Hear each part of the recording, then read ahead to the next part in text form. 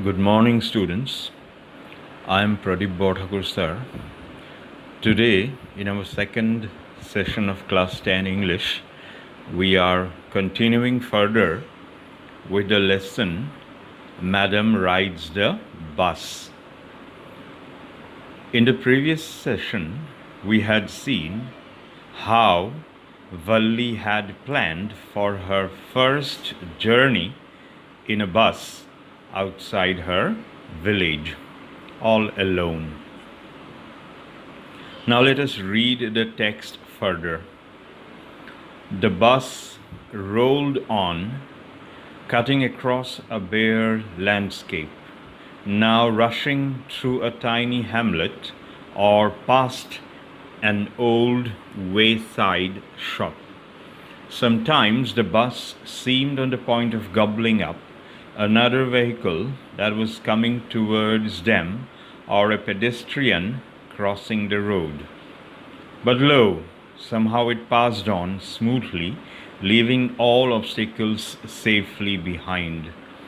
Trees came running towards them, but then stopped as the bus reached them and simply stood there, helpless for a moment by the side of the road, before rushing away in the other direction. Suddenly Valli clapped her hands with glee. A young cow, tail high in the air, was running very fast, right in the middle of the road, right in front of the bus. The bus slowed to a crawl, and the driver sounded his horn loudly again and again. But the more he honked, the more frightened the animal became, and faster it galloped, always right in front of the bus. Somehow, this was very funny to Valli.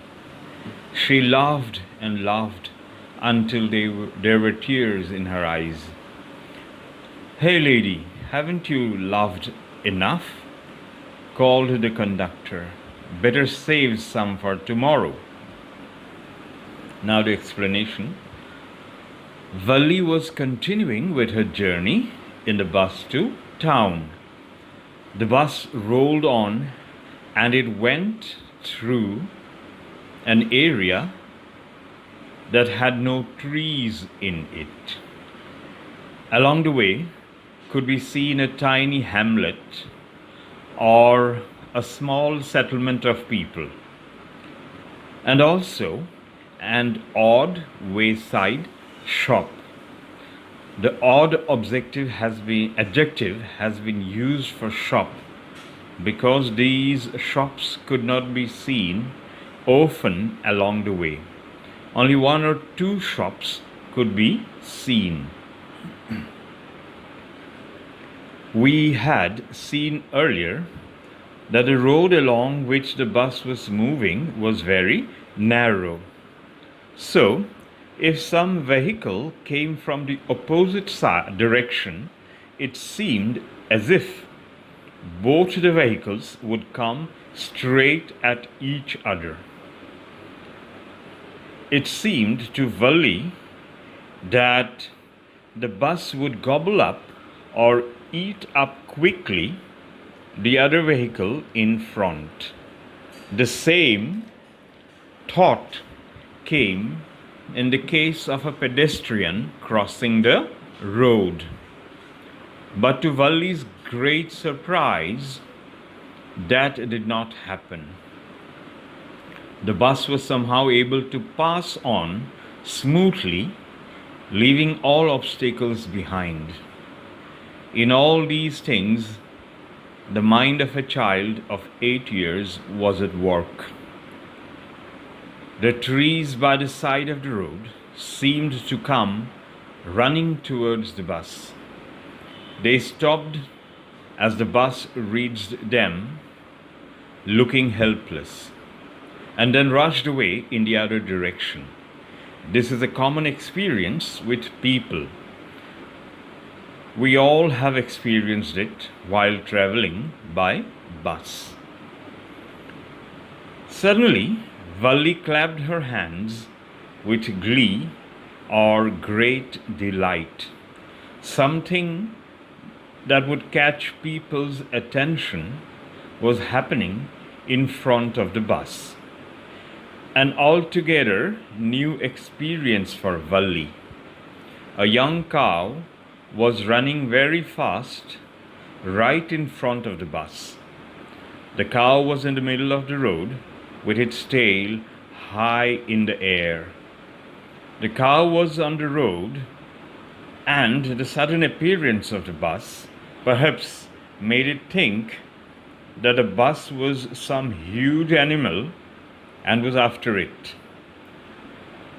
The driver slowed the bus to a crawl and sounded the horn loudly again and again. But the more the driver sounded the horn, the more frightened the cow became. It galloped even faster. It was running for its life, perhaps thinking that the bus would harm it. It was right in front of the bus. Valli found the situation very funny. It made her laugh greatly until there were tears in her eyes. Even grown-up people would find the situation amusing, and Valli was only a small child. The conductor, a jolly fellow who was observing Valli, addressed her as a lady and asked her if she had laughed enough. He asked Valli to save some of her laughter for the next day. For the conductor, such situations might have been fairly common. Now, let us read from the text. At last, the cow moved off the road, and soon the bus came to a railroad crossing. A speck of a train could be seen in the distance, growing bigger and bigger as it drew near. Then it rushed past the crossing gate with a tremendous roar and rattle, shaking the bus. Then the bus went on and passed the train station. From there it traversed a busy, well-laid-out shopping street and turning entered a wider thoroughfare. Such big, bright-looking shops! What glittering display of clothes and other merchandise! Such big crowds! Struck dumb with wonder, Valli gaped at everything. The cow, running in front of the bus, moved off the road. The bus came to a railroad crossing where it had to stop. The arriving train looked very small at a distance. As it came nearer, it grew bigger and bigger. As the train rushed past the crossing gate, it made a tremendous or awe-inspiring roar and rattle. The bus shook. Then the rail gate opened and the bus went on passing the train station. Then the bus traversed or traveled across a busy, well-laid-out shopping street. It took a turn and entered a wider thoroughfare or a busy public road. The shops in that place were big and bright looking. In the bright light, the clothes on display and other things for sale were looking bright. It was a crowded place. Observing all these, Valli became speechless due to great surprise. She was amazed at the beautiful situation. In admiration, she looked at everything, open mouthed. Let us again go to the text. Then the bus stopped, and everyone got off except Valli. Hey, lady, said the conductor, aren't you ready to get off? This is as far as your 30 paise takes you. No, Valli said, I'm going back on this same bus. She took another 30 paise from her pocket and handed the coins to the conductor. Why? Is something the matter? No, nothing's the matter. I just felt like having a bus ride, that's all. Don't you want to have a look at the sights now that you are here? All by myself? Oh, I'll be much too afraid. Greatly amused by the girl's way of speaking, the conductor said, But you weren't afraid to come in the bus? Nothing to be afraid of about that, she answered. Well then, why not go to that stall over there and have something to drink? Nothing to be afraid of about that either. Oh no, I couldn't do that. Well then, let me bring you a cold drink. No, I don't have enough money. Just give me my ticket, that's all. It'll be my treat and not cost you anything. No, no, she said firmly. Please, no. The conductor shrugged, and they waited until it was time for the bus to begin the return journey. Again, there weren't many passengers. Now, after the bus had stopped, the passengers got down. But Valli kept on sitting inside. The conductor, on seeing Valli inside the bus, called out to her, addressing her as lady, and asked her if she wasn't ready to get off. He also told her that that was the distance her fare of 30 paise could have brought her. The conductor thought that Valli might have been thinking that the bus would travel further. But Valli's desire was only to ride on the bus.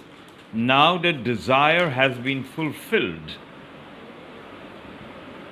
So she replied to the conductor that she was going back on that same bus.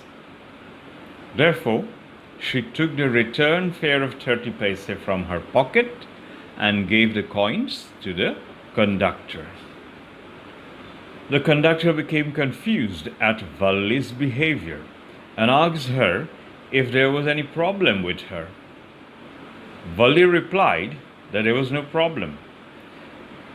She had just felt like having a bus ride. That was all. But the conductor felt that Valli could enjoy the various sights in town. Therefore, he asked her that since she was already in town, didn't she feel like having a look at the sights there? At the conductor's query, Valli asked him if she should go into town all by herself. Now, as a little girl, she expresses her fear and says that she would be too much afraid to go into town all alone. Valli had only planned to ride in the bus all alone. She hadn't planned anything else. She had only conquered her fear of riding alone in a bus. Perhaps, had she got determined to do something further, Like traveling in town, she might have been able to do that too. Hearing Valli's reply, the conductor was greatly amused. The conductor either laughed or smiled at her reply. He said to her that she wasn't afraid to come in the bus. Valli answered that there was nothing to be afraid of about traveling in a bus.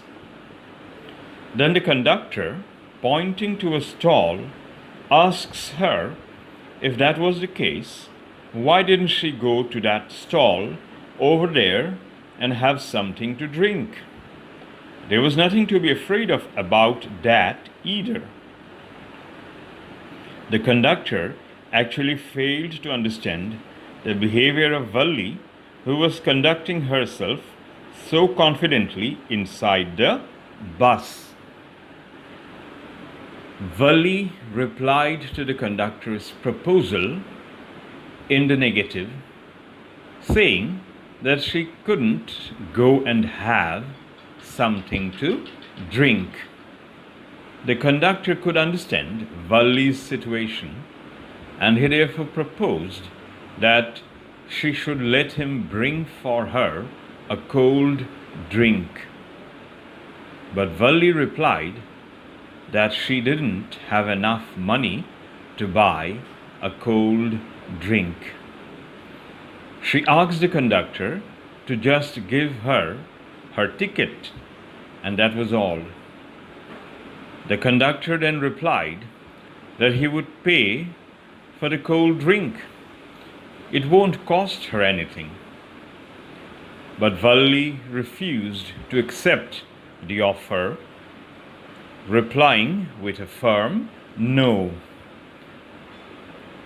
This behavior of Valli, refusing to accept a favor of a cold drink or a proposal of going out to a stall, perhaps tells us of Valli's sense of purpose.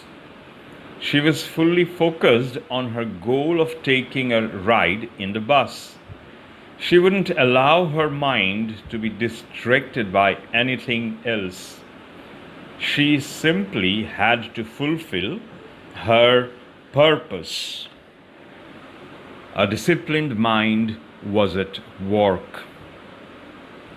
The conductor felt helpless and, as an expression of indifference, shrugged his shoulders. Both of them waited until it was time for the return journey. This time also, there were only a few passengers in the bus.